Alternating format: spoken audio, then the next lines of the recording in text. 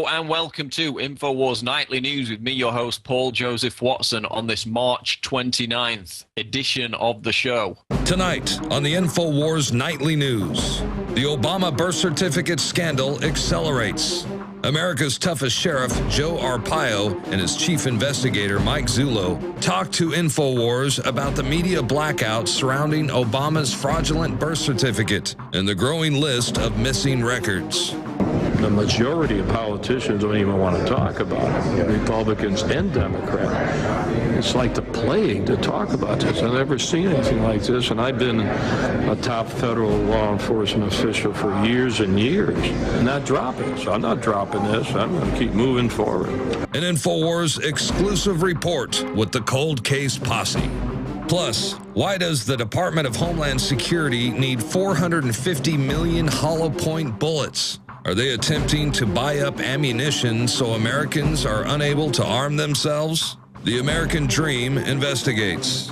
Then, Urian Mason, writer, contributor, and Rockefeller deep researcher, joins us to talk about Agenda 21 and the Rockefellers' crimes against humanity.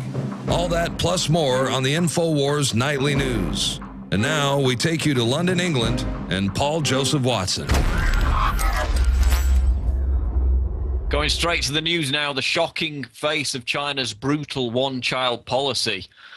This is the shocking face of China's brutal one-child policy, which many academics and pressure groups are now calling to be imposed in the West. And this image that we've got on the website shows a 9-month-old baby lying dead in a bucket, forcibly aborted by Chinese family planning authorities in the town of Moshan, which is in Shandong province. And because the babies of this unfortunate child had already had a baby, they were subject to the dictatorial one-child policy. The mother was abducted, injected with poison, and the abortion was induced. And after the baby was, quote, pulled out inhumanely like a piece of meat, which is the direct quote, it was still alive and actually began to cry before being carelessly slung into this bucket and left to die. And again, Ted Turner, Joe Biden fully understands China's one-child policy. White House Science Czar John P. Holdren, academics out the University of Melbourne, the establishment is all pushing this meme of the need to introduce a one-child policy for population control. And then the trendies and control freaks come out and get right behind it, because something I'd like to share with you actually on our Facebook page when we posted this story. This was one of the comments from one of the trendies who took great pleasure in seeing the image of this forcibly aborted child slung into a bucket. Quote, when people aren't smart enough to control their breeding, governments will take action. No sympathy here. So that was a comment left in response to this shocking image of this aborted child by somebody on our Facebook page. Well, first off, you should count yourself lucky that your parents didn't display the same lack of sympathy and abort you. And secondly, and this is the common theme amongst these trendies, this is the meme that they put out, they're advocating that the state have the power to abduct women off the street, inject them with poison, and forcibly rip out their babies while they're still alive. That's the new trendy liberalism. And they've got the nerve to post it in a public forum on Facebook like it's just a reasonable opinion. But it's the mindset of a sick minority, but it's one shared by the elite. This is about academia and the establishment introducing the myth of overpopulation, which is what global warming, man-made climate change has been rebranded as deliberately by the UN, to introduce the same kind of arcane eugenic system that was practiced by the Nazis, who, of course, got all their ideas from the British. Starting with the Eugenics Society, which created Planned Parenthood, and now the Eugenics Society is called the Galton Institute. And that is one of the major groups that's out there pushing this myth of overpopulation to justify neo-eugenics, the apex of which is what happens in China, which is what they're pushing for in the West. And these are the same groups that were the inspiration for Adolf Hitler to kill disabled children in Nazi Germany. these are the same ones pushing for the one-child policy today. And this is always where it ends up. It's not just, oh, let's tax them if they have another child. It always ends up in forcible abortion. But I finished my article on this with a dash of hope, because I said, you know, even though this baby's lifespan was minute and virtually non-existent, at least its death was not in vain, because as a result of people seeing this image, apart from the trendies on Facebook who find pleasure in it and say they've got no sympathy with a forcibly aborted baby, people are going to see it and they're going to choose not to have abortions themselves as a result of these shocking images. So in the long run, this tragic story might actually end up saving more babies' lives. Next story, report, Iran attack postponed until spring 2013. Israel's plan to attack Iran has been postponed until spring 2013 following a war simulation that showed Iran could kill 200 Americans with a single missile attack, according to a report by senior Haaretz correspondent Amir Oren. And basically, many are of the opinion now that the Israelis, having done this deal with Obama where the US will supply the bunker busters and the refueling planes, has convinced Israel to back off the attack until after the November election. And whether that's, you know, heralds the second term of Obama, or we see Romney or somebody else get in, the policy is going to be exactly the same. So speculation that it's been delayed until next year. Of course, we know Iraq was initially scheduled to take place in 2002. It got delayed until 2003. But on the other hand, you've got 2 U.S. aircraft carriers already positioned in the Persian Gulf. You've got another one, the USS Enterprise, on its way. And then you've got, as we reported last week, 4 anti-mine ships also on their way to the Strait of Hormuz. So although the chatter on Iran has gone relatively quiet for the time being, the fact that that naval might is still in the region suggests that the whole situation is very much still a powder keg. Remember, the neocons have been begging Obama to go to war for years. So him attacking Iran before the election is not going to do his street cred with them much harm. In fact, they're, you know, prodding him to do it. And he could pose as this tough guy war leader before the election to obtain votes if he does that. So disagreement on when the attack will take place, but still the consensus is that it will take place within the next year. Why does the Department of Homeland Security need 450 million hollow point bullets? This is a story out of the American Dream. Somebody out there has decided that the Department of Homeland Security needs a whole lot of ammunition. Recently, it was announced that ATK was awarded a contract to provide up to 450 million hollow point bullets to the Department of Homeland Security over the next 5 years.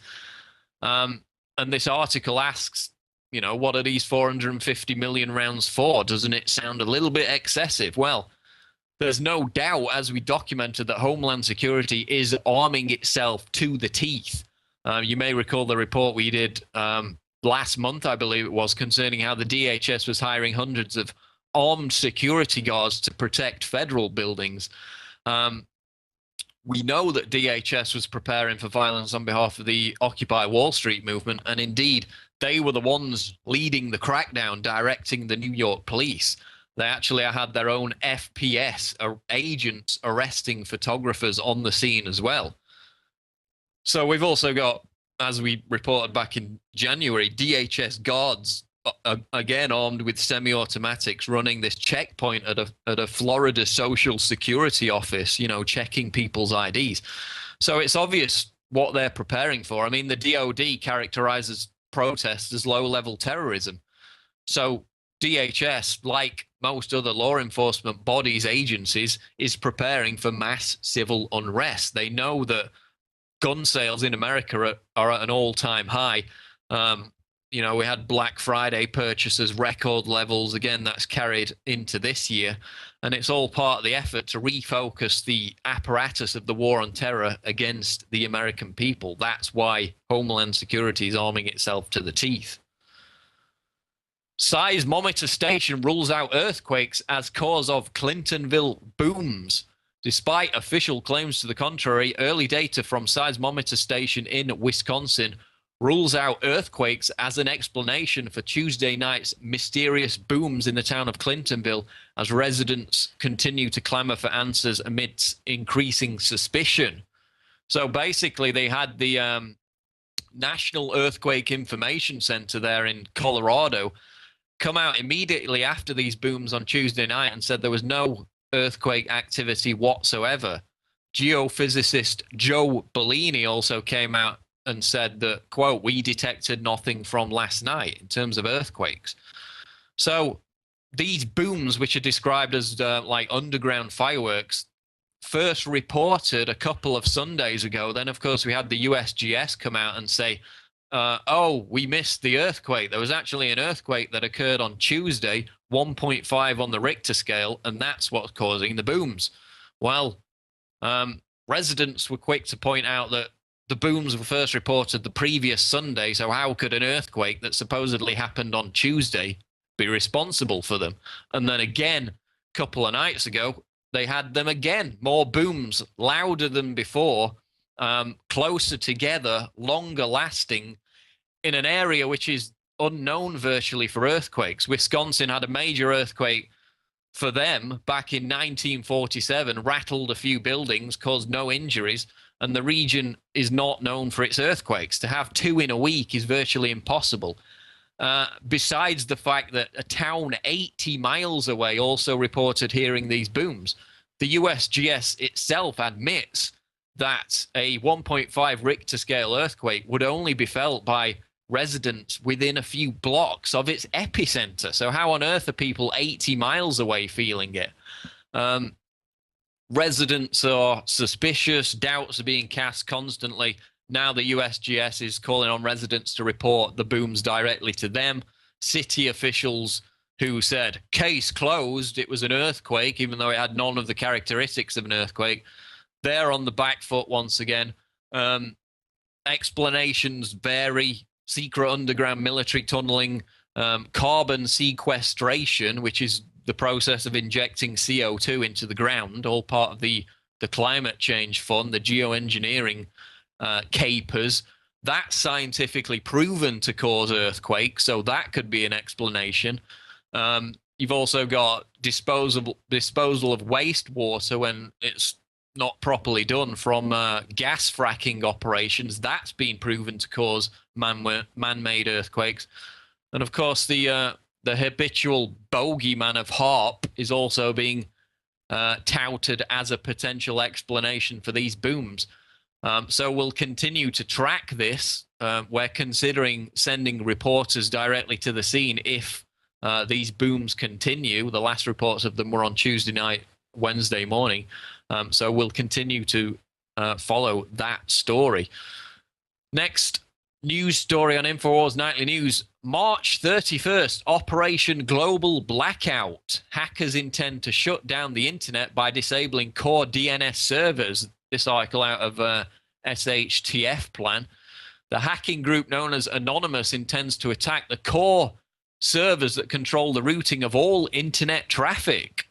And that is, of course, DNS name servers. Once a particular website is requested, a query is sent to a domain name server.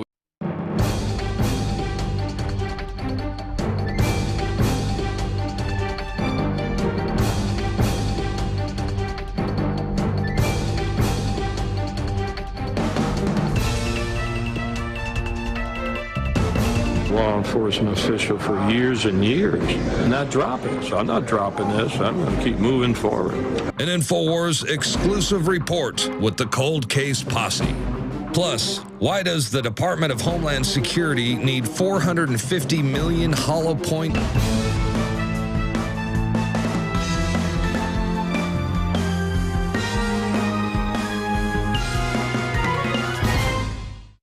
Hello and welcome to INFOWARS Nightly News with me, your host, Paul Joseph Watson, on this March 29th. Obama's fraudulent birth certificate and the growing list of missing records. The majority of politicians don't even want to talk about it, Republicans and Democrats. It's like the plague to talk about this. I've never seen anything like this, and I've been a top federal edition of the show. Tonight on the INFOWARS Nightly News, the Obama birth certificate scandal accelerates. America's toughest sheriff, Joe Arpaio, and his chief investigator, Mike Zullo, talked to INFOWARS about the media blackout surrounding